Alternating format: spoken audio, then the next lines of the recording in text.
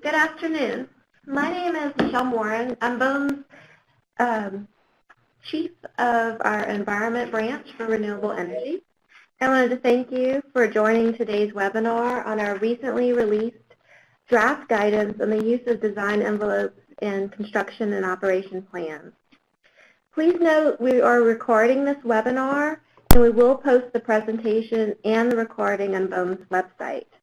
Also wanted to remind everybody if you could please mute your phones during the presentation, and then you can unmute when we get to the comment and question session later in the webinar. Do we check for technical issues? Is everybody online okay? Yeah, before we move forward, are we having any trouble accessing the webinar?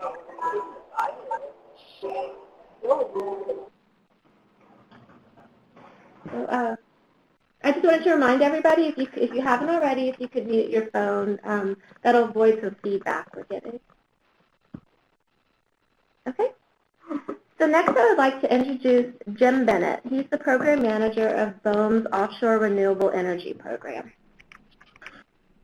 Thank you, and good afternoon, everybody. I want to thank you again for taking the time to join us. I'm very impressed with the number of people online. I really think what we have here is a big win for the offshore renewables program. We have been working for quite some time here in the environmental branch in particular, but also with stakeholders and developers and our European counterparts to take advantage of something that's been developed over there, the design envelope, and apply it here with the hope and expectation that it will move our projects along. I call this a big win because it's not just a matter of something that we're allowed to go forward with. This has been grabbed onto by the administration as something that they really would like to see move forward. We've been asked, well, this is terrific. Why aren't we doing this in a lot of other programs as well? And while we're not going to deal with a lot of other programs, we do think it has a lot of utility here for renewables. The administration is pursuing a diversified energy portfolio, and they want energy development to move quicker, cheaper, and more competitively, and we think the design envelope is one way to get there. We're moving along at an extraordinary pace in offshore wind. Earlier this month, in support of the administration's America First Energy Plan, the Bureau announced the availability of these draft guidelines. And in fact, the President mentioned the American First Energy Plan in his State of the Union just last evening.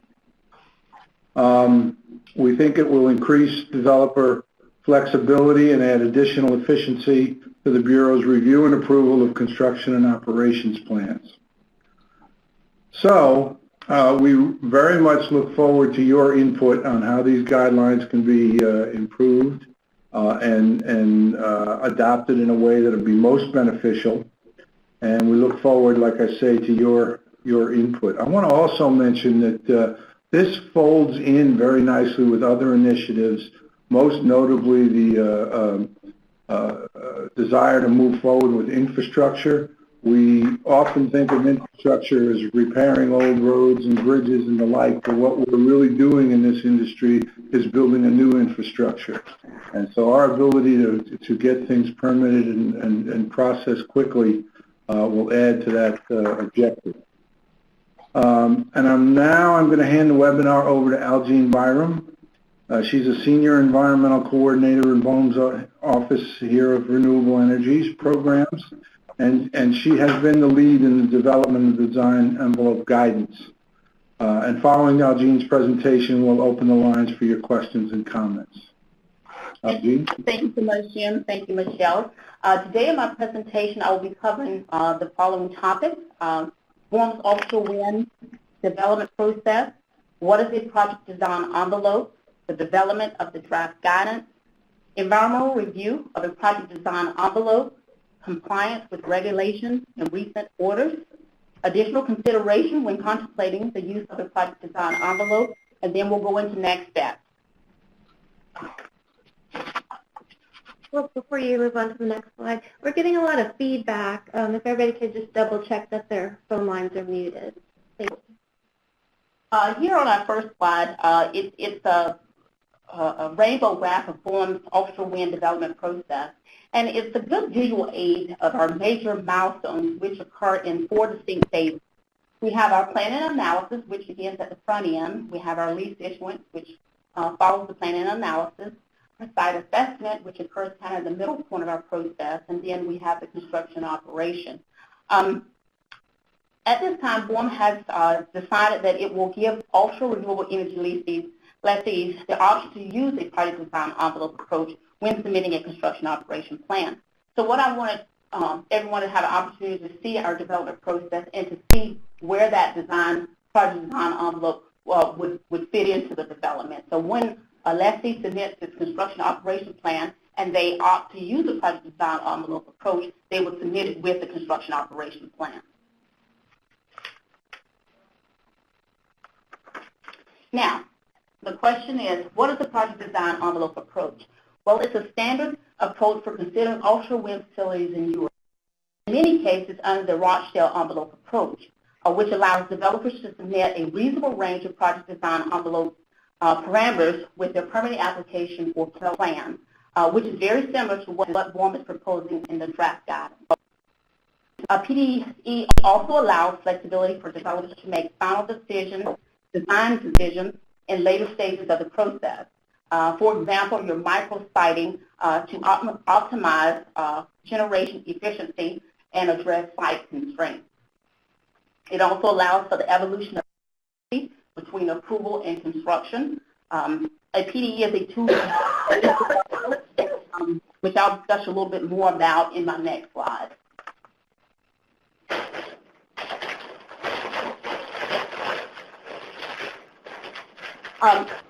Wait, I'm sorry. We hear some rustling. So if that person, please, could you mute your phone? Here on this slide, it's an example of a project design parameter. Now, if you're talking about your turbine, you can submit a range of number of sizes, for example, anywhere from 8 to 9.5 megawatts. And as I stated earlier, a PDE is a tool to present phase development. You can construct in one phase or multiple phases. For example, you could come in with one 900 megawatt phase or have 2 for 50 megawatt phases. There could be multiple foundation types. For example, you could have all monopile or a combination of gravity phase. You could have a range of disturbed area along with possible scour protection. For your transmission, there could be multiple potential locations of landfall and cable routes, along with a range of vessel types that you're proposing to use. You would also want to list your potential ports. Now, one important thing I want people to keep in mind when developing a project design envelope, it should be realistic, not overly broad. It should provide sufficient detail to allow BOEM to conduct the environmental and technical reviews and the consultation. Now, the development of the draft guidance came about as a result of a long-standing request by industry. Also, BOEM completed a one-year study, phased approaches to offshore wind development and use of project design envelopes late last year that included input from lessees and European regulators. Now, there were several recommendations made as a result of the study. And if you're interested in learning more about the study and those recommendations, a link is provided within the draft guidance. BOEM also conducted additional reviews of European policies and guidelines, and we held several discussions with our regulatory counterparts in the UK and Denmark. BOEM also coordinated with the Department of Interior's Office of Solicitor and other federal agencies through the Offshore Wind Permitting Subgroup.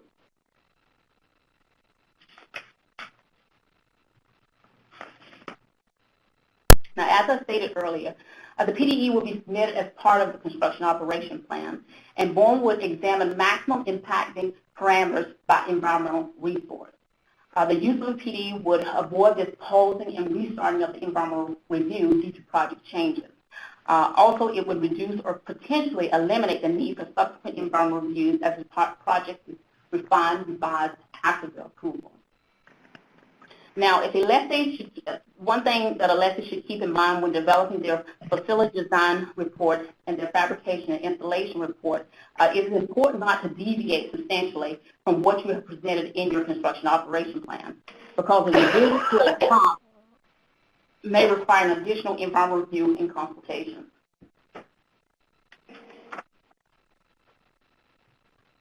Now, for compliance with regulations and recent orders, a PDE approach is not a new concept. For example, under BOEM's National Oil and Gas Program and Renewable Energy Program, BOEM developed scenarios of activities. CEQ and BOEM regulations do not preclude or require the use of the PDE. And as it states in the draft guidance, a PDE approach is an entirely voluntary option. So it will totally be up to the developer or the lessee to decide whether this approach will work for them in their project. The PDE falls within the environmental streamlining effort for infrastructure projects outlined under Executive Order 13807 and Secretarial Order 3355.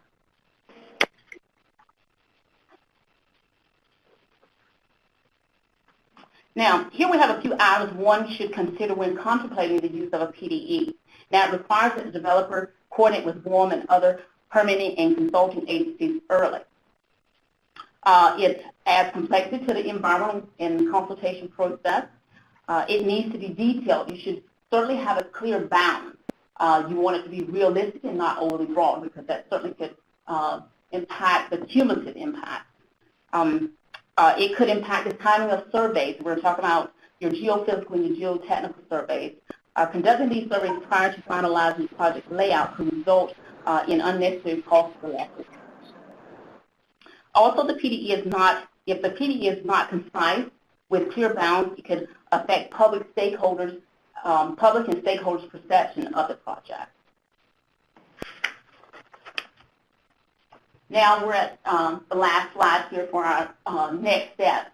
You can submit your comments. You can review the draft guidance here. The link is provided.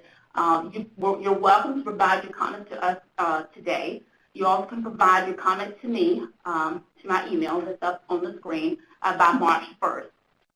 Now, ultimately, BOEM plans to address comments in the final design draft guidance, and we're planning to finalize the guidance later this year.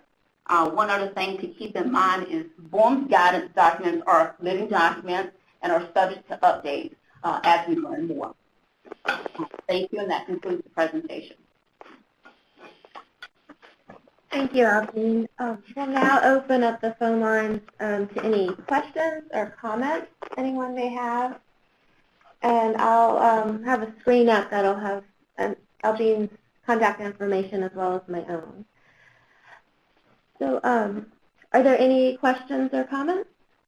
Hi, Michelle. Tim Timmerman here. I do have a question whether or not you have a good place you'd send me if I wanted to see. It sounds like, since this isn't a new concept, do you have any good examples of this that you could send us links to, where we could see how this, even if it's in Europe, how this is played out, and we can actually see the analysis that went with it? Or is this all, the design envelope is used, but the environmental review that we'd have here is what we're creating? Good question. This is very similar to what's used in Europe for offshore wind projects. And as Aldine mentioned earlier in the presentation, we did commission a study, a year-long study, to actually look at the different approaches from different countries and our own process. And there's actually examples of what design envelopes could look like in that study.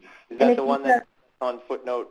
It's footnoted in the paper, like 13, I guess? Yes, that is it. It actually also covers the title is Phased Approaches to Offshore Wind Development and the Use of the Project Design Envelope. Yes, thank you for posting that URL up on the chat box for everyone to see. And Tim's correct. That link is on the footnote of the guidance. And we are getting another question in the chat box. So I did want to confirm we will put copies of this presentation as well as the recording on BOEM's website. Do we have any other comments or questions? Hi, I have a question about phasing. Yes, go ahead. So the leases have a completion of construction, date that starts lease payments, and they trigger lease payments for the full capacity. And I guess my question is, if you phase a project, can you break up the rental fee so it only applies to constructed turbines and not the full size of the project? Would that be addressed in the guidelines, or does that require a change to the lease? That would be dealt with the actual lease itself. And we do talk about phasing in our regulations, as well as if you could take a look at our construction operation plan guidance, there is some language about how to deal with phasing. Okay. Well, I guess my comment would be that to the extent that that can be clarified in your final guidance, I think it would help us have a path to, buttoning up phasing, if a developer took that phasing approach. Oh, great comment. Could you identify yourself, please? Hi, my name is Jeffrey DeRocher. I'm with Avangrid Renewables. Thank you, Jeff. Thank you for the comment. Any other comments or questions?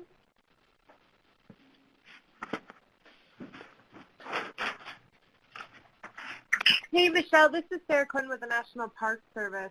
Have we talked yet about an internal commenting process for other interior bureaus like Fish and Wildlife Service and Parks, or do you just want us to submit the comments directly to you on the email given? We do, just so the rest of the attendees are aware of this, the federal agencies involved in offshore renewable energy, we're part of what we call the offshore wind permitting subgroup, where that subgroup has fed into the development of these guidelines. So Sarah, you can submit to me as part of the subgroup or directly to Algene. Either way would be fine. Okay, I just didn't know if you had a separate process for that. Okay, great, thanks. But insofar as your comments would benefit the stakeholder community at large, I think you should feel free to use the system so that everybody can see them. Okay, we'll have to talk about that maybe offline, because I know in the past sometimes there's a preference, especially within the DOI family, to not do that.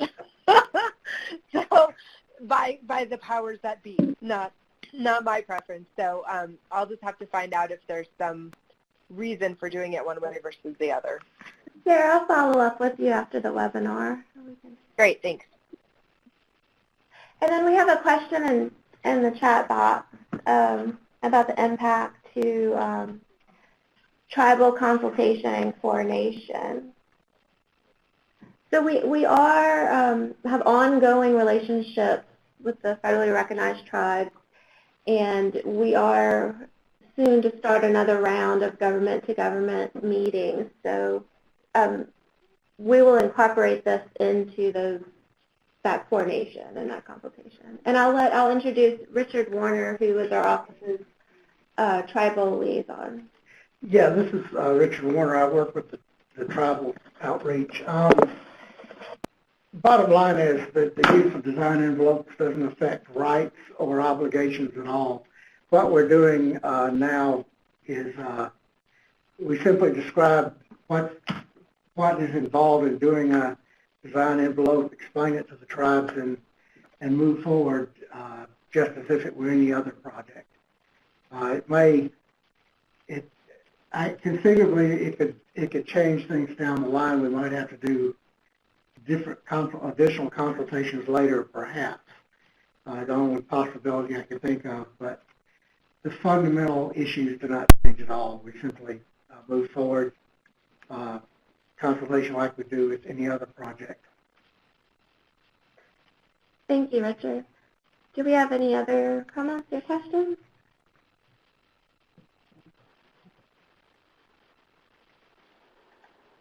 Okay. I'm reading through the questions on chat. Next question, would BOEM publish a template document to accompany the final guidelines? So we had kind of mixed reactions before this, whether there was a certain format that all industries should have to follow. And we kind of made the decision at the time of drafting the draft not to go with kind of a required template. But the study, is there an actual example? There are several studies in the study that we just provided a link to that shows you how different developers laid out their project design envelope within their actual plan or their permit. So just take a look at the study. There's some good examples in there to follow. So, but we don't personally have a template that we're putting out for the guidance. And that would be type of comments we would be looking for. Would a template be helpful? Yeah. To what detail would you want a template? So that is definitely feedback we're looking for.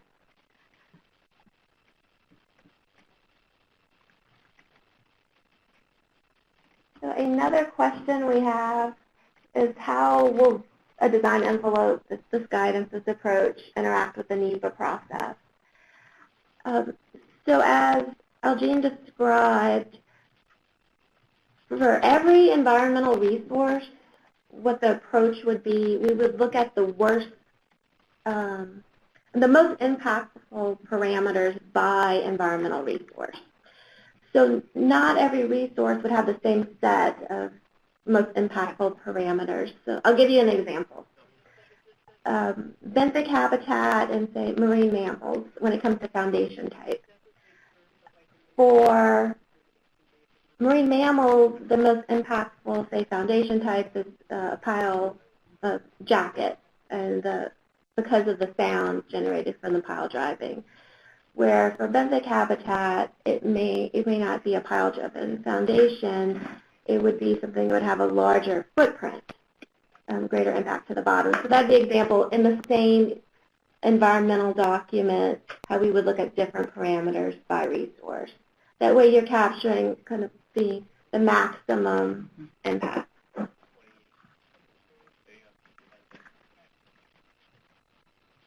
And we would also be working closely with our state partners. Typically, state agencies are cooperating agencies on our NEPA document. Do we have any other comments or questions?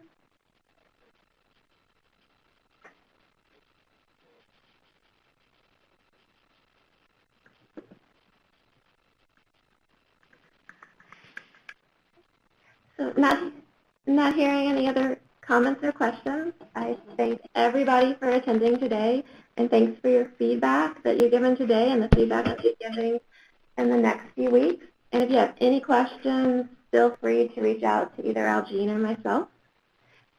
And have a great day. Thank you.